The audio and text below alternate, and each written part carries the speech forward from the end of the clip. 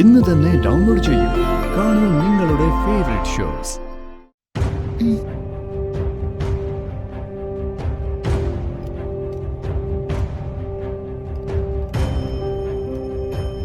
പ്രിയങ്ക ഇതുവരെ വന്നില്ലല്ലോ മോളെ. അവളെ കുറെ വിളിച്ചു വച്ചാ ഫോൺ എടുക്കുന്നില്ല. എടുക്കില്ല, കാണാനും വരില്ല. അവൾ എന്നോട് പൊറുക്കില്ല. അച്ഛൻ അവളോടൊന്ന് സംസാരിക്കണം മോളെ. എല്ലാം ഒന്ന് പറഞ്ഞു കൊടുക്കണം. മുത്തശ്ശി പറഞ്ഞു കൊടുക്കുന്നത് മാത്ര ആ പാവത്തിന്റെ ചെവിയിലെപ്പോ ഉള്ളത്. കുറച്ചു സമയം അവൾ അച്ഛന്റെ അടുത്ത് വന്നിരുന്നാല് അച്ഛനെ സംസാരിച്ച് അവളുടെ മനസ്സ് ശുദ്ധമാക്കി എടുക്കാൻ പറ്റും. എങ്ങനെയെങ്കിലും ഒന്ന് വിളിച്ചോണ്ട് വരാം. ഒരാളുടെയും മനസ്സ് വേദനിക്കരുതെന്ന് അച്ഛന്. ഇപ്പോഴത്തെ വേദന അവൾ മറന്നേ പറ്റൂ. യാഥാർത്ഥ്യം അതല്ലേ? മതി മോളെ, ഇനി കുറച്ച് കഴിയട്ടെ. ഞാനിപ്പോ തന്നെ നേരിട്ട് പോവാം. ഞാൻ അവളെ അച്ഛന്റെ മുന്നിൽ കൊണ്ടുവന്നിരിക്കും. എന്നാ മോള് പോയിട്ട് വാ.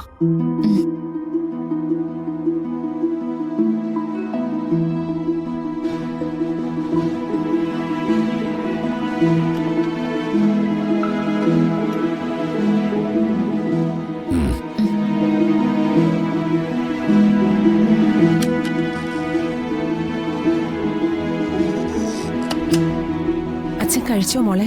ആ കഴിച്ചു അമ്മേ. അച്ഛന് പ്രിയങ്കയെ കാണണമെന്നാ പറയുന്നത്. കൂട്ടിക്കൊണ്ടുവരാൻ ഞാൻ അച്ഛന് വാക്ക് കൊടുത്തു. എങ്ങനെ?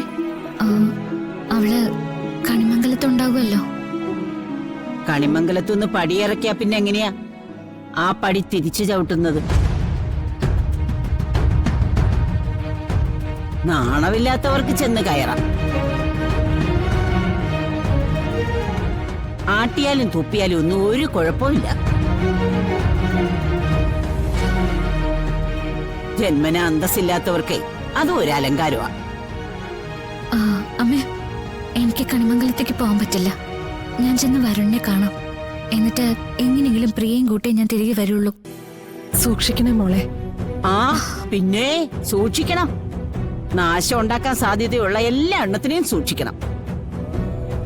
അമ്മേ, ഞാൻ പോയിട്ട് വരാം.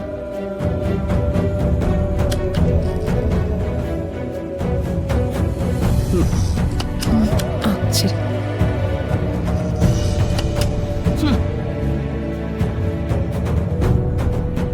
പ്രിയങ്ക ഏകദേശം ഇപ്പൊ ഹൈദരാബാദിൽ എത്തിയിട്ടുണ്ടാവണം. അവളെയും തേടിയ ഒരുത്തിയുടെ പോക്ക്. കണ്ടുപിടിച്ചത് തന്നെ.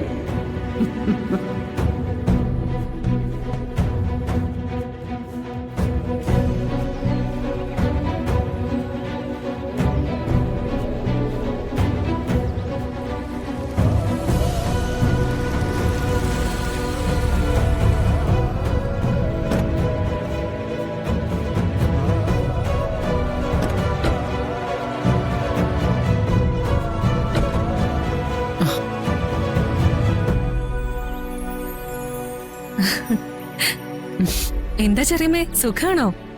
ഇവിടെയോ?